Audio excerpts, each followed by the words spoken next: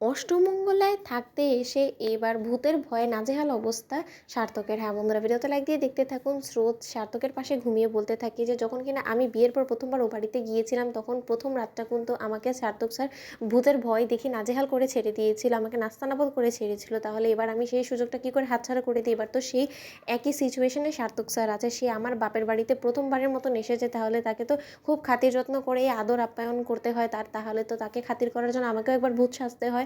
অন্যদিকে কথা বলা মাত্র সার্থকের সামনে ভূত সেজে যখন বারবার দেখা দিতে থাকে স্রোত, ঠিক সেই সময় সার্থক ঘাবড়ে গিয়ে বলতে থাকে যে কী ব্যাপার, আমার সামনে থেকে স্রোত কোথায় উধাও হয়ে গেল? আমি মেয়েটাকে বারবার করে বলেছিলাম যে আমার নতুন জায়গায় এরকম করে অচেনা অজানা জায়গায় ঘুম আসে না, কিন্তু তা সত্ত্বেও নাছোড়বান্দায় মেয়ে নির্ঘাত গিয়েছে বোনেদের সাথে গল্প করতে, কিন্তু এখানে যে আমার ঘুম আসে না তার বেলা তো তার দেখার কোনো দরকারই নেই। কিন্তু দিব্যি সকালবেলা উঠে মায়ের সামনে এমন করে একটা ভান ধরবে যে যেন সে আমার সেবা যত্নের জন্য কাল গোটা রাত ঘুমাতে পারেনি। এদিকে যে ভূতের ভয়ে আমার গা শিউরে উঠছে সেটা কি দেখবে।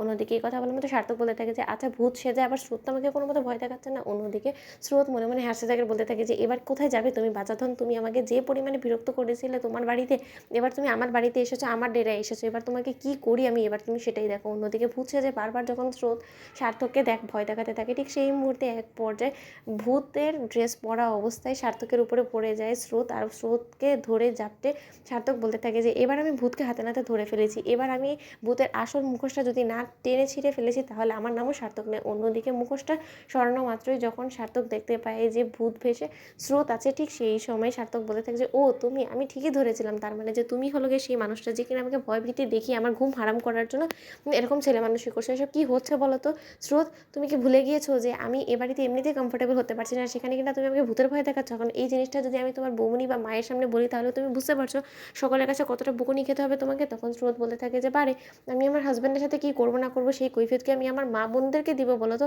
আর তার থেকেও বড় কথা সার্থক, তুমি ভুলে যাচ্ছ কেন যে অতীতে তুমিও তো এরকম করেই আমাকে আদর যত্ন করেছো, তাই না? প্রথম দিন তোমাদের বাড়িতে তুমি ভুলে গেছো ইতিমধ্যে?